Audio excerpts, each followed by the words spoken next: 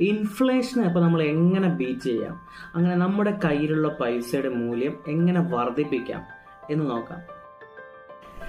നമ്മുടെ നാട്ടിലൊക്കെ പലരും ഈ പൈസ ബാങ്കിൽ ഡെപ്പോസിറ്റ് ചെയ്യാറ് പതിവ്. അവര് വിചാരിച്ചിരിക്കുന്നത് ഈ ബാങ്കിൽ ഡെപ്പോസിറ്റ് ചെയ്തിട്ട് അവർക്ക് അതിന്റെ പലിശയൊക്കെ വെച്ചിട്ട് അവർക്ക് ഇൻഫ്ലേഷൻ ബീറ്റ് ചെയ്യാൻ പറ്റും എന്നാണ്. പക്ഷെ ബാങ്കിൽ ഡെപ്പോസിറ്റ് ചെയ്തിട്ട് നമുക്ക് ഇൻഫ്ലേഷൻ ബീറ്റ് ചെയ്യാൻ പറ്റുമോ? നമുക്ക് നോക്കാം. ഇന്ത്യയിലെ ആവറേജ് ഇൻഫ്ലേഷൻ റേറ്റ് എന്ന് പറയുന്നത് ഏതാണ്ട് 5 to 6% ആണ്. ഈ ബാങ്കിന്റെ റിട്ടേൺ ഏതാണ്ട് 5 to 7% ആണ്. ഇതിൽ നിന്ന് തന്നെ വ്യക്തമാണ് ബാങ്കിൽ പണം നിക്ഷേപിക്കുന്നത് കൊണ്ട് നമുക്ക് ഇൻഫ്ലേഷൻ ബീറ്റ് ചെയ്യാൻ പറ്റില്ല.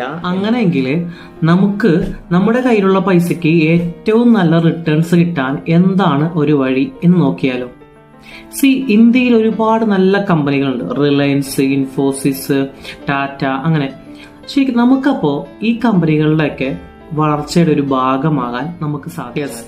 നമ്മളെ പോലുള്ള സാധാരണക്കാർക്കും അതിന് സാധിക്കും സ്റ്റോക്ക് മാർക്കറ്റിലൂടെ. നമ്മൾ സ്റ്റോക്ക് മാർക്കറ്റിനെ കുറിച്ച് പറയുമ്പോൾ, അല്ലെങ്കിൽ സ്റ്റോക്ക് മാർക്കറ്റിൽ ഇൻവെസ്റ്റ് ചെയ്യുന്നതിനെ കുറിച്ച് പറയുമ്പോൾ ചിലർ പറയും, എന്നാൽ പിന്നെ ഗോൾഡിൽ ഇൻവെസ്റ്റ് ചെയ്തൂടെ, അല്ലെങ്കിൽ റിയൽ എസ്റ്റേറ്റിൽ ഇൻവെസ്റ്റ് ചെയ്തൂടെ, അതൊക്കെയും ഇൻഫ്ലേഷൻ ബീറ്റ് ചെയ്യാൻ വേണ്ടി ഉപകരിക്കില്ലേ എന്ന്.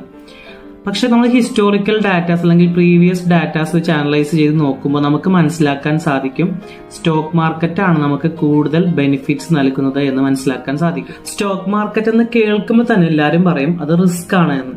ശരിയാണ്, റിസ്ക് ആണ്. പക്ഷെ നമുക്കതിനെക്കുറിച്ച് പ്രോപ്പർ നോളജ് ഇല്ലാതെ ചെയ്യുമ്പോൾ അത് റിസ്ക് തന്നെയാണ്. എന്നാൽ നമ്മൾ അതിനെക്കുറിച്ച് പഠിച്ച് മനസ്സിലാക്കി ചെയ്യുകയാണെങ്കിൽ റിസ്ക് വരില്ല.